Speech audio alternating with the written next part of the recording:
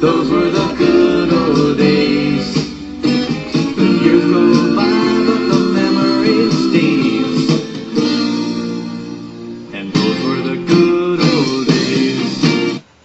Thank you so much for going down memory lane with me. Let me take you back and tell you a story. A story about Thanksgiving time. You heard my view on the Pilgrims, if you will, my view of a moment in history.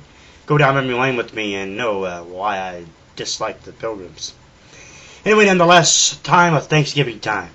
You know, growing up, Thanksgiving to me was all about spending time with family, spending time and enjoying times with Pap and Grandma, my Grandma Emma and my Grandpa Alfred growing up. Pap and Grandma, my dad's parents. Growing up, us grandkids, like I said before in previous bits, my cousin Lori lived with Pap and Grandma. But my cousin Michelle, my cousin Joey, and I, we'd get out of school. We were out of school on Wednesday. Wednesdays, finishing up on Wednesday, and that Thursday and Friday we were off. And when my mom and dad divorced back in late '79, early '80, it was tragic for me, because mom and dad, shuffling back and forth the whole holiday thing. Dad would get me every other Thanksgiving or every other Christmas, or however they worked that out. I don't remember that. That's just a time that I try to just shut out. Things happen for a reason. But anyway, nonetheless, Pap and Grandma always done what they had to do. As I said in previous bits, for us four grandkids, we were their life. Other than their own kids, they loved us grandkids, taking us down home, down the camp or down the river or whatever. There at Point Out Ridge. I mentioned that before. A lot of memory lane videos about Pap and Grandma, but this here it deals with Thanksgiving time. Said Joey, Michelle, and I would come over, and Grandma and Pap would do whatever they had to do, especially Grandma. She'd do whatever she had to do to perfect a great dinner for the family. Pap would make his noodles, which I was told that my cousin Michelle, my cousin Joey's mother, my Aunt Kathy, had told Pap about the recipe. Told Pap about it. She had done herself, and she really didn't have the patience to deal with it. But Pap perfected these noodles, people. Pap perfected these noodles. He'd roll them out, he'd roll out the dough, and he'd make the noodles. He'd, slap a little bit of butter in there, a little bit of mixture of that with maybe some chicken broth, little pieces of chicken, and it was just amazing. You always knew that on that Thanksgiving morning that you could wake up, smell Grandma's cooking, smell the pies in there, smell the turkey basting in the oven, and it was just a smell that went through the whole house, even in the upstairs, and you knew that it was going to be a great meal. They would give us, even not at Thanksgiving time, but just in general, food in general, they'd give us a plate and tell us we had to eat everything on that plate. And we did, because it was just the best food you could ever eat. Food made with love. But like I said, Grandma had done whatever she had to do, to get this meal together for the family. My Aunt Sandy, Uncle Ab, as I said, lived there with Pap and Grandma, them and Lori. My Uncle Danny and Aunt Linda lived there for a while, and for a little bit even after Pap and Grandma had passed.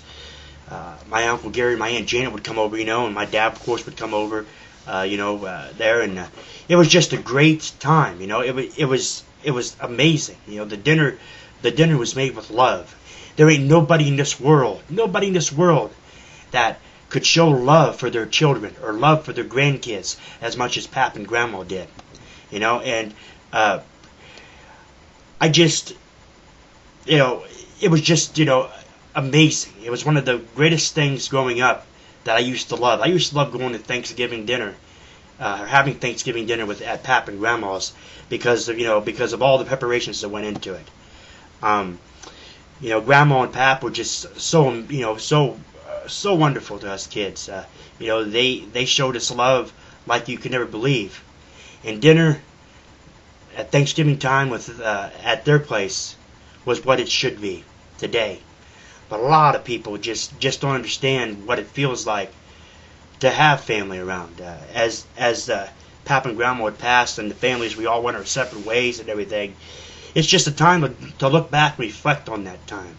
A time that, I can look back on and be very proud of, knowing that those noodles that Pap had made and perfected were not ever duplicated in anybody. No restaurant, nobody ever could say, hey, I made some homemade noodles and have them as good as Pap did. Uncle Denny,